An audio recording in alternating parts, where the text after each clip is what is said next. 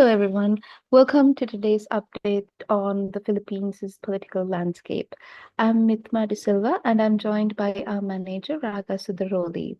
So, the Philippines is experiencing heightened political tensions following the arrest of former President Rodrigo Duterte yesterday. He was detained on an international criminal court warrant for crimes against humanity, and this is related to his controversial anti drug campaign. Duterte was detained upon his return from Hong Kong, and he was subsequently transferred to The Hague. Now, this move has deepened the existing political divisions within the country, and it marks the first time that a Philippine leader has been arrested under international law. Duterte's daughter, Vice President Sara Duterte, condemned the arrest, calling it a political betrayal by President Marcos Jr.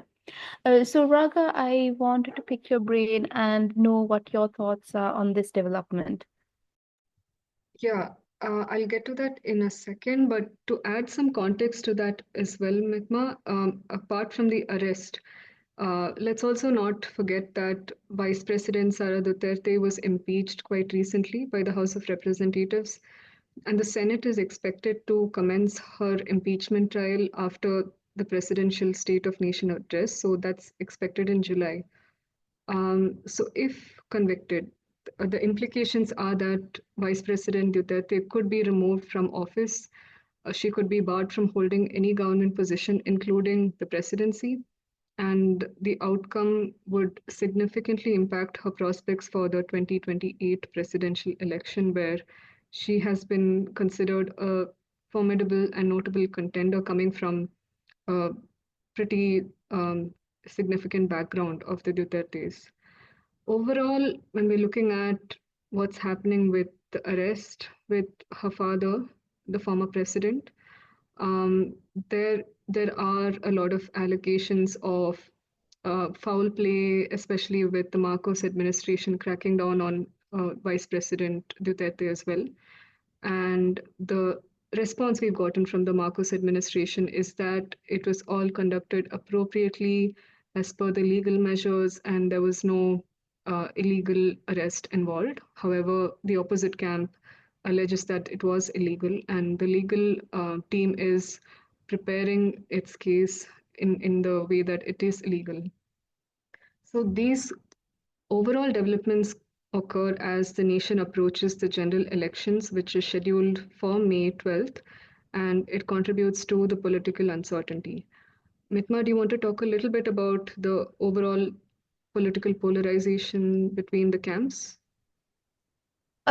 Yes, Raga. So, this rift between President Ferdinand Marcos Jr. and the Marcos and the Duterte camps has increased polarization in the country, and both camps have rallied their respective supporters.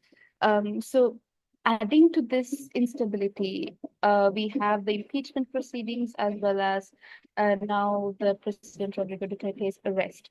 So, because of this, we've seen the potential increase for mass protests and clashes, particularly in Manila, where supporters of both sides have taken to the streets. We especially saw this yesterday. So, because of this, I'm seeing that this volatility has become a serious concern for many people in the Philippines. So, how do you see this affecting businesses, Raga? So, in terms of business impact, these events have several economic implications as well as operational risks. For one, there is a market volatility involved here. There are fluctuations of the peso and the stock market because investor confidence gets affected when these kind of events occur. And this tends to impact the capital flows in the country. There is also the bit about regulatory uncertainty. When you have shifts in the government policies, that could impact taxations, it could impact trade regulations and certain laws which are specific to industry. So that would entail that the business starts adjusting its strategies around these kind of regulatory uncertainties. And when you speak of these protests that are occurring in Manila, Davao, and a lot of other cities, Protests and civil unrest do impede transportation and logistics. So we could see short-term delays in the movement of goods and services, and as long as this unrest goes on, and as it keeps building, this sort of short-term delays could even prolong even further.